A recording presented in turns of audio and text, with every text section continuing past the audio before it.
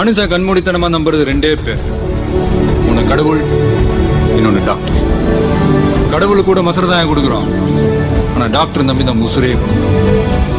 அந்த டாக்டர் தப்பு பண்ணக்கூடாது, தப்பு பண்றவங்க டாக்டரா இருக்கக்கூடாது. எல்லா துறையிலும் தான் தப்பு நடக்குது, ஆனா மருத்துவத்துல நடக்கிறதுக்கு பேரு தப்பு இல்லை, நம்பிக்கை துரோகம். துரோகத்துக்கு மன்னிப்பே கிடையாது. சார், மெடிக்கல் சிஸ்டம் பிசினஸா மாறினதுக்கு நீங்க யாரு தப்புன்னு சொல்றீங்க?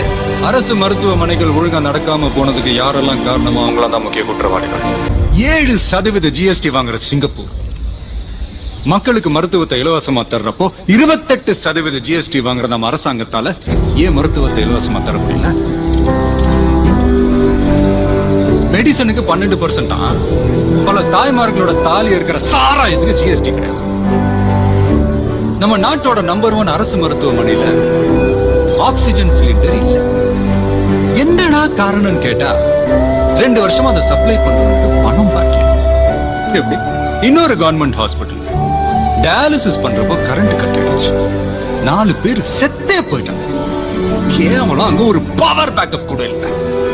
இன்குபேட்டர்ல வச்சிருந்த ஒரு குழந்தைய பெருச்சாலி கடிச்சு இறந்து போறதுல நம்ம ஊர்ல மட்டும் தான்.